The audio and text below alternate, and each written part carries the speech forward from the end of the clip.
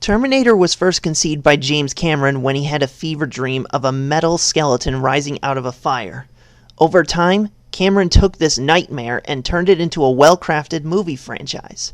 Inspired by Mad Max, among other things, Cameron envisioned a future war between humans and machines. The future war is mostly set in black and blue nights with wrecked buildings, broken cars, and skeletons littering the environment. Among the devastating landscape marched shiny chrome machines of all shapes and sizes. The human-shaped endoskeleton Terminators, the HK tanks, the HK aerials, and even mini-hunters, just to name a few. Each machine was armed with phase plasma weapons that shot purplish-pink lasers across the black and blue landscape. This vision was something so unique that audiences couldn't get enough of it. They got to see snippets of it in Terminator 1, and even one brief kick-ass shot of the opening in Terminator 2. For years, people have demanded an entire movie within this future war that James Cameron envisioned. While the vision would remain the same between movies and even the T2 3D Battle Across Time attraction, there would be some changes and additions in each installment.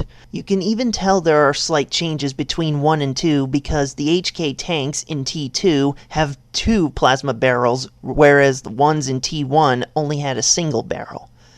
Also, Kyle Reese stated in T1, when time traveling, you go naked because something about the energy field is generated by living organisms.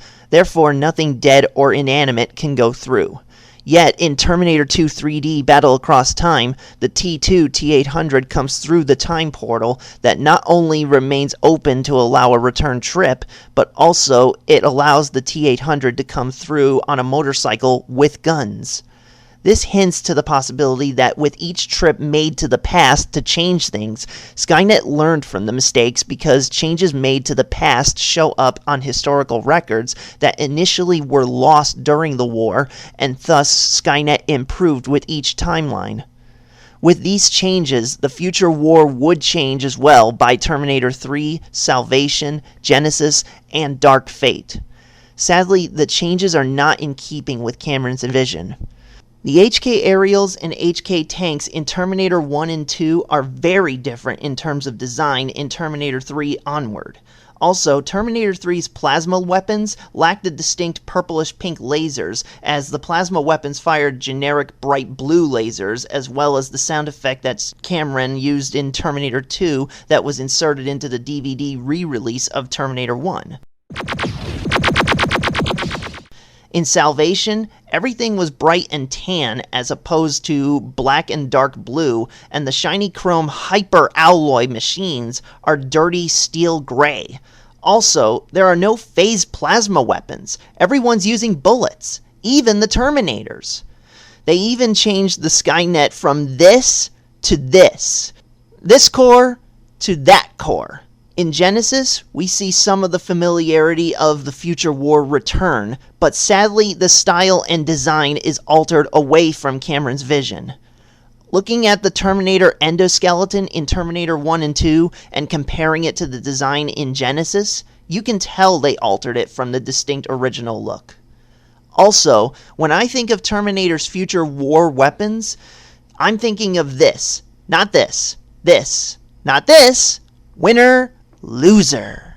Now, while Genesis did take one of Cameron's machine ideas from Terminator 1 and 2, the HK Centurion, and put it in the movie, it was all CGI and didn't have any of the shiny chrome look that Cameron's machines had. Dark Fate also seems to deviate away from Cameron's vision despite Cameron's involvement, as it has daylight scenes and no shiny chrome machines like in the initial vision. One of the reasons Terminator 1 and 2 are so iconic and unique is because of Cameron's initial vision of the future war. Cameron's vision created a lore that many spent years trying to expand upon. Sadly, Hollywood chooses not to follow Cameron's initial vision and keep employing filmmakers that try to change the look of the future war with each new movie. When you change the look of it, it's not Cameron's vision anymore. Cameron's vision of the future war is what people associate with Terminator, and anything that doesn't resemble it is not Terminator, even if the name Terminator is on it. Cameron's vision of the future war is what I think of when I think of Terminator. The black sky with the dark blue horizon, the shiny chrome machines tearing through the dark wasteland, the distinctly designed phase plasma weapons that fire purplish pink lasers. Hell, even the distinguished sound effects of the phase plasma rifles from T2 that got put into the DVD re-release of Terminator 1. If a Terminator movie doesn't have any of these, I'm not watching it because it doesn't respect Cameron's vision of the future war, and by extension, doesn't respect the lore. As fellow YouTuber overlord Dictor Van Doomcock would say, without respect, we reject. And you can bet on that.